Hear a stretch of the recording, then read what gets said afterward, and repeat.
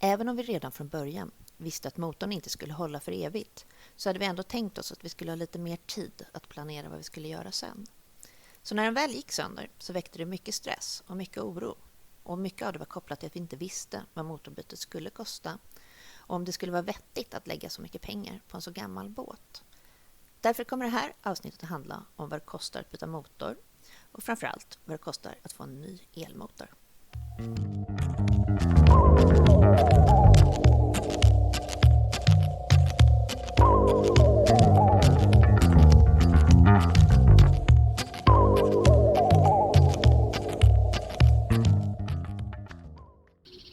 Efter att vi hade konstaterat att motorn var bortom räddning så hade vi egentligen 4 olika alternativ.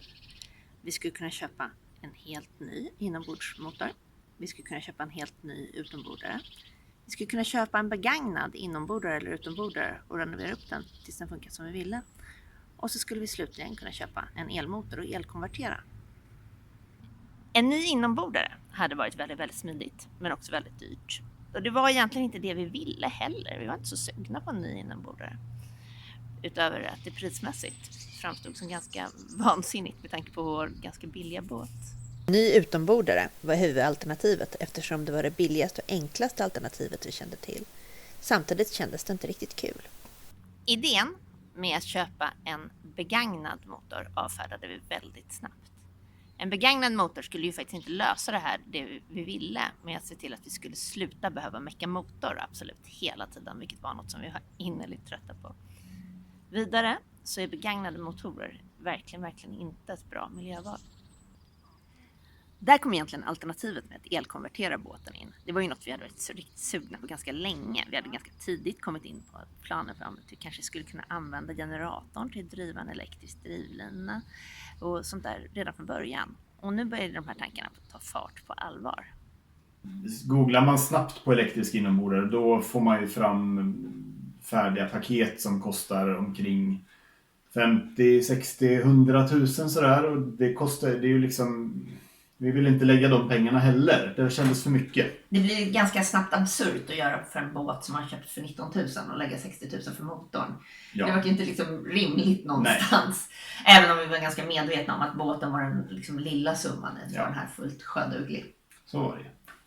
När vi kikade på det här med att importera vår egen motor så var vi nog ganska optimistiska i priskalkylen, tror jag. Vi kunde ganska lätt räkna ut vad motorn kostade och vi skulle få en motor för runt 15 000. Mm. Därmed så tänkte vi nog ganska mycket att det där motorfästet, det löser sig. Vi skruvar ihop något av plåtbitar på något sätt. Ja. Och där var vi väl nog ganska optimistiska. Det är väl en av de delarna som verkligen har dragit iväg lite med kostnaden. Ja, den har vi räknat fel på. Ja. Men vi har ju handlat stål hos en stålhandel och jag har en vän som har en Tigsvets och vi har ändå lyckats hålla nere kostnaderna ganska bra. Däremot gjorde vi ju en helt väldigt naiv kalkyl. Så, den intressanta frågan blir, vad har det egentligen kostat? Och vad hade våra olika andra alternativ kostat? Vi researchade inte det här med en ny utombordare så här jättenoga. De första priserna låg runt 20-25 000 och sen la vi egentligen ner det spåret. En färdigpaketerad elmotor kunde vi få från 49 000 och uppåt, men då fanns det antagligen en hel del extra kostnader som vi inte fick med i offerterna då. Om man tittar på vad vår motor har kostat oss än så länge så hamnar vi på ungefär 26 000. Vi har köpt några begagnade batterier, 4 stycken AGM-batterier för 3 000 kronor. Vi har en del kablar och elektronik. Vi har också vår motor på 5 kW med tullmoms som gick på ungefär 14 000.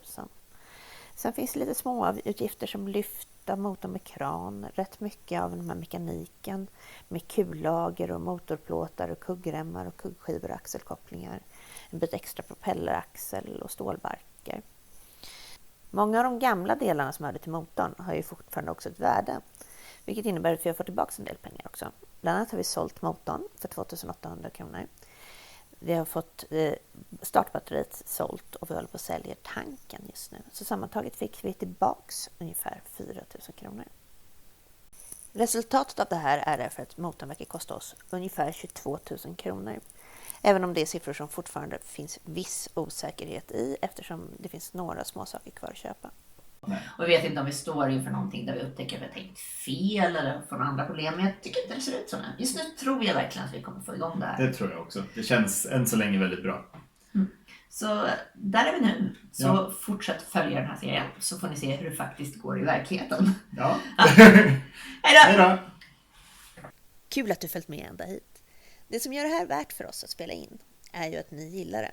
Så tycker du att vi ska spela in fler avsnitt? Gilla den här videon eller följ oss eller interagera på Facebook eller på andra sätt. Visa att det har något värde för er. För det är det som gör det värt för oss.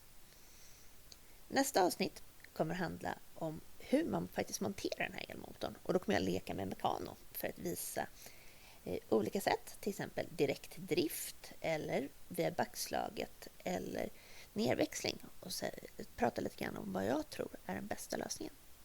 Vi ses då. Hej då!